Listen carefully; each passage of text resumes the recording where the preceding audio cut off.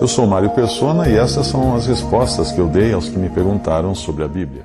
A ideia de que você pode partir a qualquer momento desse mundo é aterrorizante para o incrédulo. Mas como eu disse, que nas 3 vezes que eu saí de uma cirurgia, de uma anestesia geral e acordei na UTI, me senti decepcionado porque ainda não tinha ido embora. Então eu disse a esse jovem que tem esse problema no coração que ele ficasse tranquilo, que ele procurasse viver a vida para o Senhor, aproveitar a vida que ele tem para viver para o Senhor. Mas voltando aqui ao caso de Herodes, né? Então, só recapitulando, o problema de Herodes ter decapitado João Batista está agora pesando na sua consciência, porque ele achou que não ia precisar fazer isso. Para eles, manter João preso já era suficiente. Mas a filha de Herodias, que era sua amante, e era mulher do seu irmão, era sua cunhada, depois que ela dançou para Herodes no aniversário, na festa. E como ele prometeu, por juramento, dar a ela tudo o que ela pedisse, e ela, instruída pela mãe, disse: dá-me aqui num prato a cabeça de João Batista. Aí não teve jeito. Aí, por causa do juramento e dos que estavam com ele à mesa, ele ordenou que se lhe desse. Herodes prezava mais pela sua reputação, da sua palavra, do que pela justiça, do que fazer aquilo que era o reto e era o justo. Então, por um pedido de uma jovem que poderia comprometer a sua reputação caso ele negasse, ele aceitou mandar decapitar João Batista. E depois que isso acontece, uma coisa interessante no versículo 12 de Mateus 14, chegaram os seus discípulos e levaram o corpo e o sepultaram e foram anunciá-lo a Jesus. Como é bonito isso. Nós vemos que quando você tem um problema, quando você tem uma grande decepção, e os discípulos de João, porque eu creio que aqui são os discípulos de João que providenciam o sepultamento, mas eles deviam estar muito tristes, eles deviam estar muito agoniados com o que aconteceu com o profeta, e eles então sepultam o corpo e vão contar para Jesus. É o recurso que todos nós temos, que é irmos contar a Jesus o que aconteceu, que nos desagradou, que nos entristeceu. Ele está sempre pronto para nos ouvir. Foram contar a Jesus. Olha que coisa bonita. Esses discípulos de João, alguém me perguntou, acho que foi hoje também, por que muitos tinham abandonado o Senhor Jesus e não queriam mais ser discípulos dele, acharam o discurso dele muito duro e tal, em determinado momento. E eu expliquei que existe uma diferença entre aqueles que apreciavam o Senhor Jesus aqui na terra, ouviam a sua palavra e até mesmo o respeitavam, mas que não eram discípulos. Porque no Antigo Testamento, ser discípulo de um profeta significava que você era como se fosse um secretário desse profeta, atendendo às ligações dele, pegando os recados, providenciando a comida, providenciando lugar para dormir, fazendo reserva em hotel. O discípulo, ele era um empregado do profeta. Isso, todos os profetas do Antigo Testamento tinham discípulos.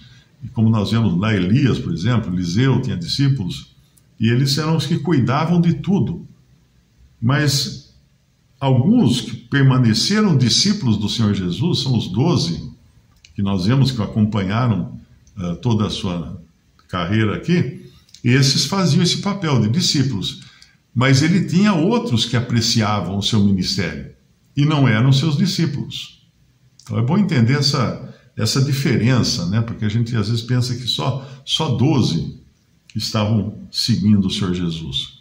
Mas não, muitos outros, alguns ficaram ressabiados, porque quando viram que seguir o Senhor daria muito problema, traria muito problemas, eles o abandonam, eles param de seguir o Senhor. Mas eu creio que isso não significasse que eles não crescem realmente no Messias que estava ali diante deles. É que o peso, o fardo do discipulado era muito grande, não é? Depois de escutar coisa do tipo, tem um ali que queria casar, o Senhor falou que não, que o outro queria sepultar seu pai que morreu, deixa os mortos sepultar os mortos. Então, alguns, claro, se assustavam com esse tipo de atitude e queriam ficar longe, né? Não longe, mas a uma certa distância. Essa passagem que fala dos discípulos que levaram o corpo e o sepultaram me faz lembrar uma outra de Atos, quando apedrejaram Estevão.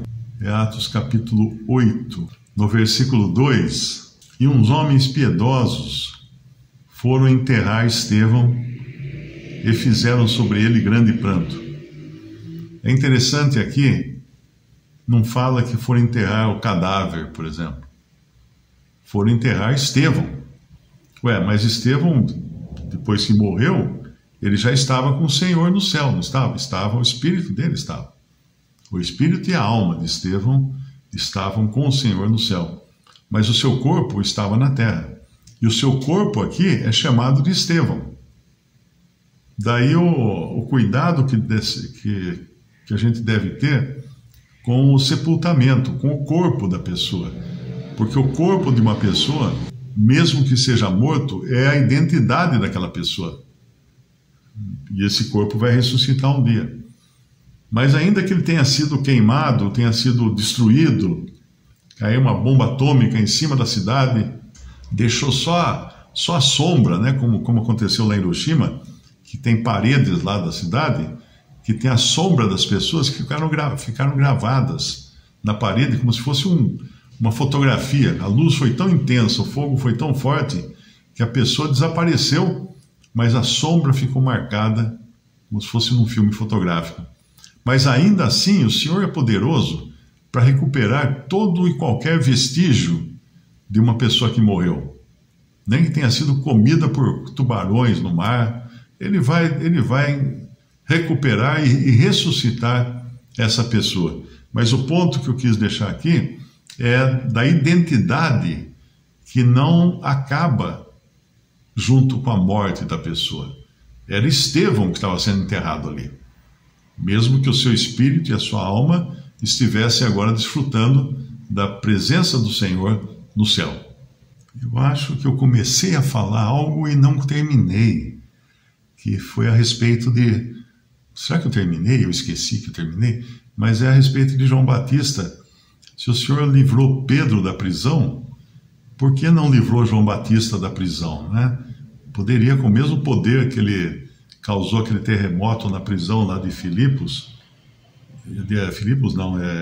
acho que era Jerusalém, se não me engano, e ele libertou Pedro, ele poderia também libertar João Batista, mas aí fica a questão.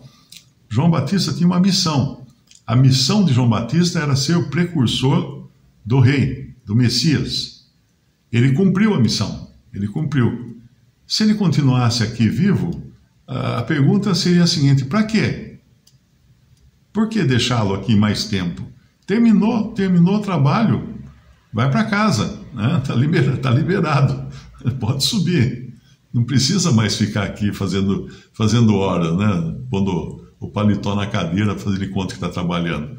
Pode subir, pode ir embora daqui. E isso que muitas vezes as pessoas não entendem, né?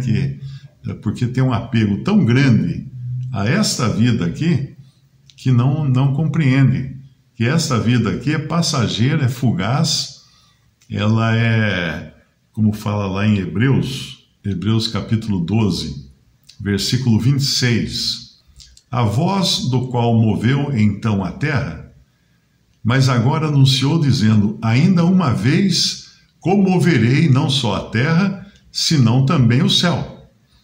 E essa palavra, ainda uma vez, mostra a mudança das coisas móveis como coisas feitas ou coisas criadas, para que as imóveis permaneçam.